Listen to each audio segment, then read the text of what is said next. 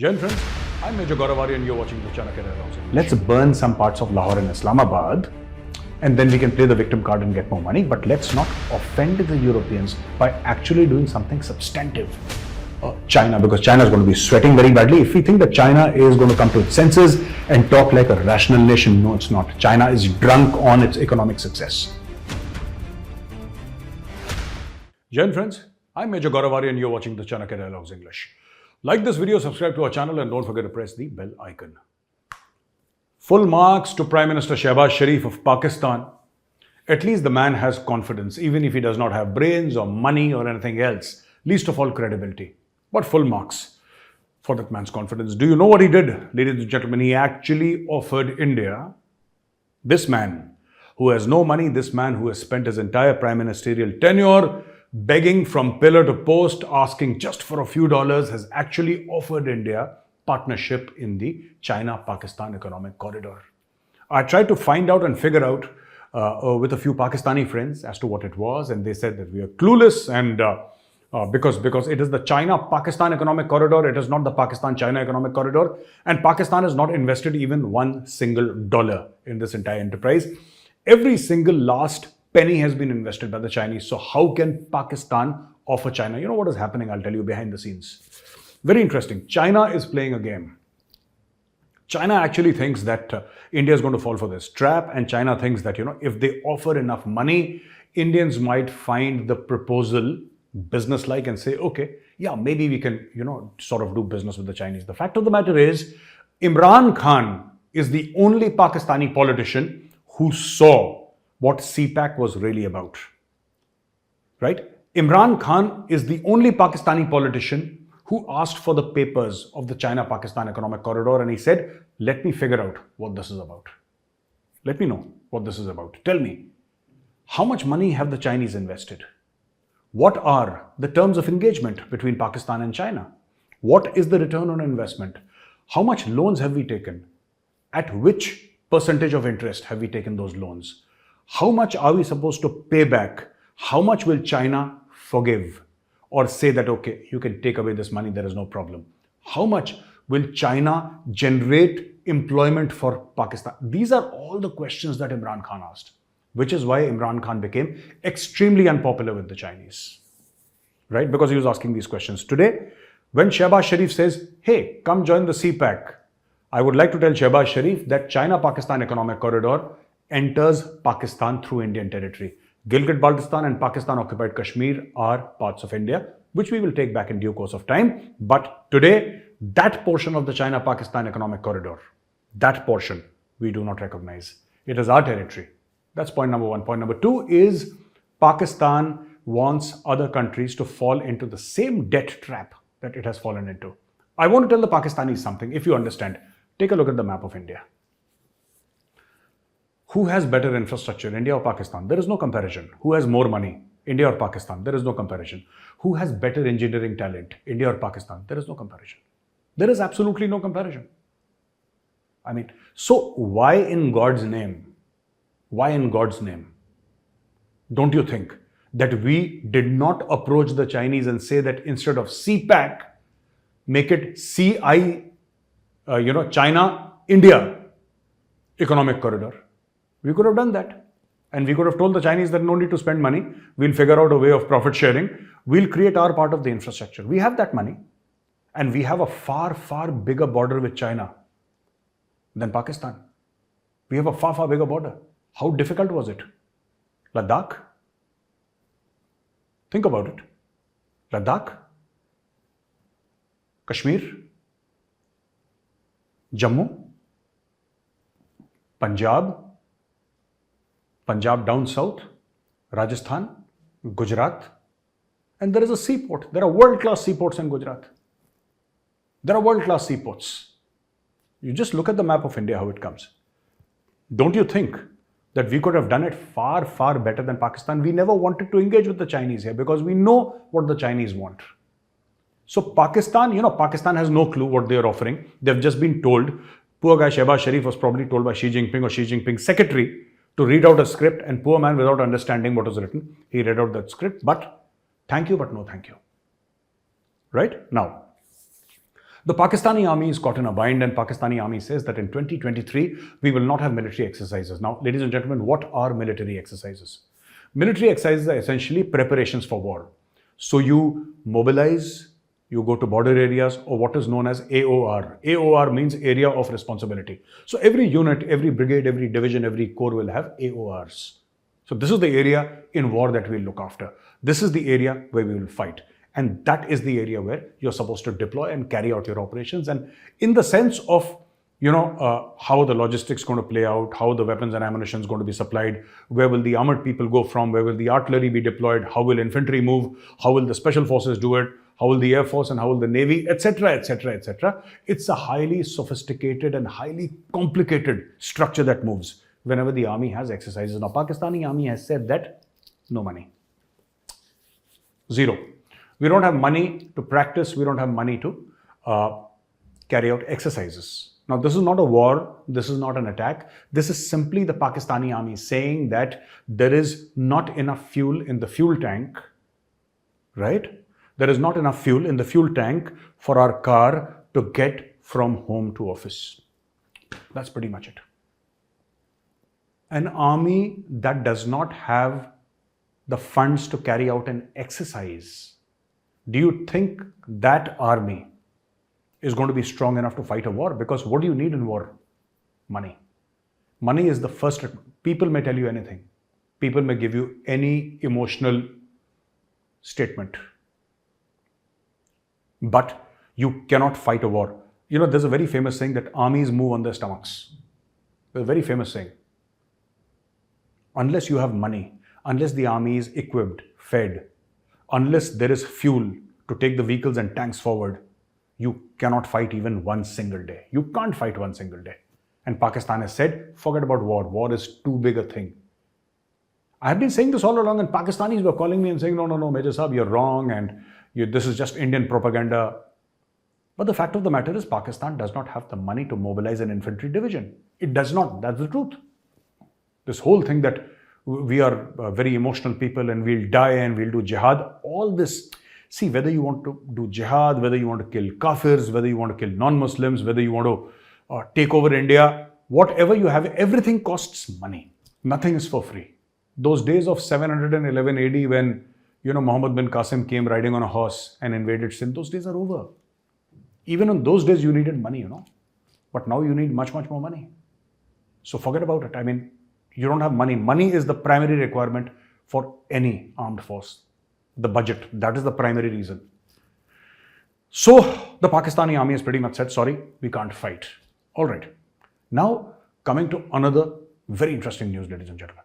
Now, friends, you know that some guy burnt a Quran in Sweden, right? And here Pakistanis are getting all upset. They're saying, why was the Quran burnt? How the hell can somebody burn the Quran? I too condemn this. I'm a non-Muslim and I don't like the fact that anybody's religion is insulted. But the way Pakistan has reacted to it is very funny. I mean, the way Pakistan is, reacting to this entire thing is exactly the way they reacted to the French cartoons of Prophet Muhammad. They did exactly the same thing, which means that they did nothing.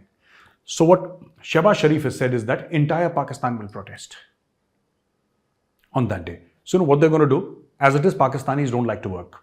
They'll declare it a public holiday. And then the government will say, everybody come in the middle of the road, stand on one leg or do some nonsense.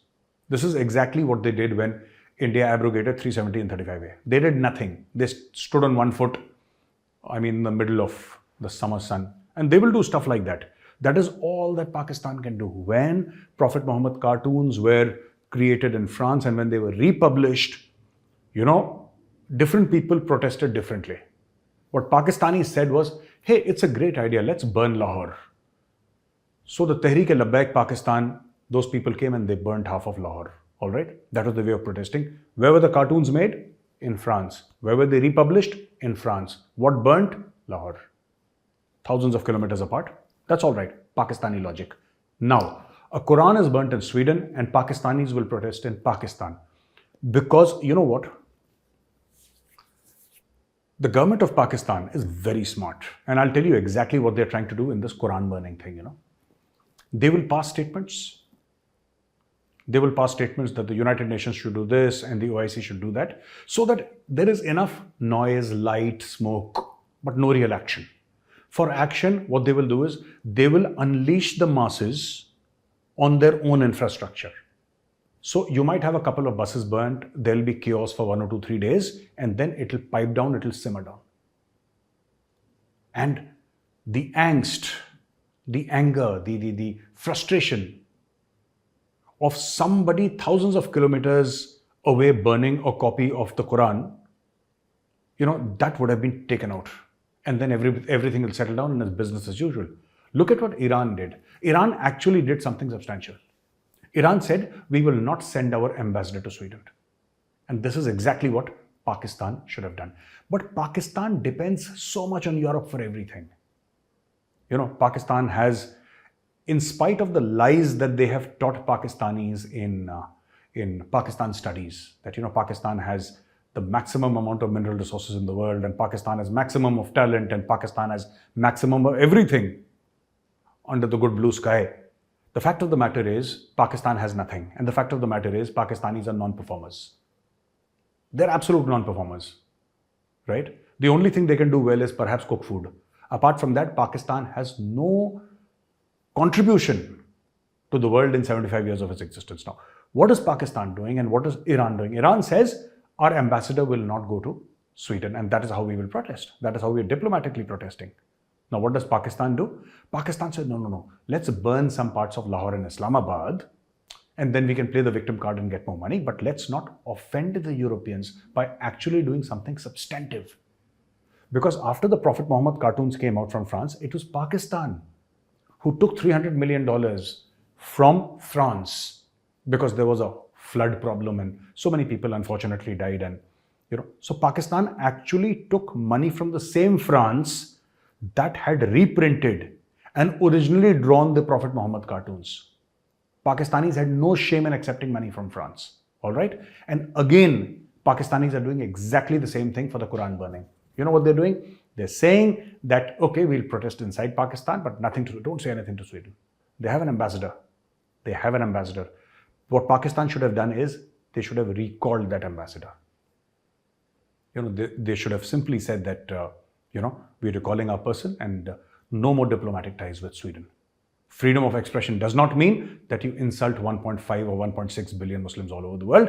And this is something that is deeply hurtful and we don't want anything to do with Sweden. But Pakistanis will never say that because religion for Pakistanis is for the poor man. The rich man in Pakistan has no religion. He'll drink alcohol, he'll eat pork, he'll do whatever Islam says you should not do. Jinnah was like that. The guy who created Pakistan, which is why Pakistan is in such a mess, no? The person who created Pakistan in the name of Islam was the most non-Muslim person ever. This man, he had a Parsi friend, all right? And a Parsi friend, they were great friends. They were almost like family. Jinnah actually eloped with his friend's daughter, who was, I think, 14, 15 or 16 years of age. He eloped with his friend's daughter. And Jinnah was over 40 years of age at that time. And he eloped with a young 14-year-old girl. And it was absolutely all right for him. It was absolutely all right for him to do so. Right? Jinnah ate pork. He drank whiskey. He drank like a fish. Right? And he could not speak Urdu. And he made Urdu the national language of Pakistan. So when such lies and hypocrisy are in your roots, you're bound to react like this. This is your teaching. This is what your forefathers have taught you. That, just lie, cheat and steal your way out of a problem. And that is exactly what Pakistan is doing in this entire Quran burning case. The Taiwanese have set up an office in Mumbai.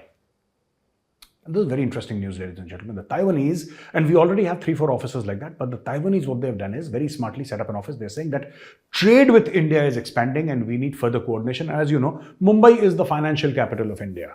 So the political capital remains New Delhi, but Mumbai is, for all practical purposes, the financial capital. The stock market is there, the big businessmen are there, and that is where the trading happens in India, It's Mumbai. So they've opened a coordination office in Mumbai, and that is where the Taiwanese are going to start the action from. This is also something that China has never liked and has often taken up with India, that, the one China policy says that Taiwan is part of China and Taiwan should. What India should do is, so ladies and gentlemen, I think India should take this further than just a small representative office in that is what they're calling it, a representative office in Delhi, in Mumbai. So this one is in Mumbai. What India should do is actually start arming Taiwan with nuclear weapons. This is the first thing. Russia did it for Belarus. Russia placed tactical nuclear missiles in Belarus. And nobody said anything. So why should anybody say anything to India now? India should, and the West will support it. Everybody will support it, except for China, because China is going to be sweating very badly. If we think that China is going to come to its senses and talk like a rational nation, no, it's not. China is drunk on its economic success. And China's hangover needs to be removed. And that can only be done when you have 10 to 20 nuclear warheads in Taiwan pointing at the heart of China. This is what India should do. This should be India's policy, and arming other nations also. Other nations with nuclear weapons, nations with whom China has a very serious boundary issue. India should talk to them and say that, okay, we'll supply you weapons and we are going to give you nuclear weapons free of cost. We are not selling it. We are not selling it. We are simply gifting it to you. Taiwan can send its best scientists, send them to DRDO. Our scientists will train them, and then our scientists should go there, sit for 6 months, set up everything, send our systems there, and then, the Chinese, I beg your pardon, the Taiwanese president can simply tweet that, hey, China, ni hao. Now we have nukes. And I think this is how the playbook is going to play out. Very important to hit China where it really hurts China. So ladies and gentlemen, thank you for watching this video. If you like this video, press like. Subscribe to our channel and don't forget to press the bell icon, especially those people who watch our videos with a lot of love and affection. Thank you very much, very grateful, but do subscribe to our channel. It helps us grow and it helps us give you great content every single day. Thank you once again. Jai Hind, Vande Mataram, Bharat Mata Ki Jai.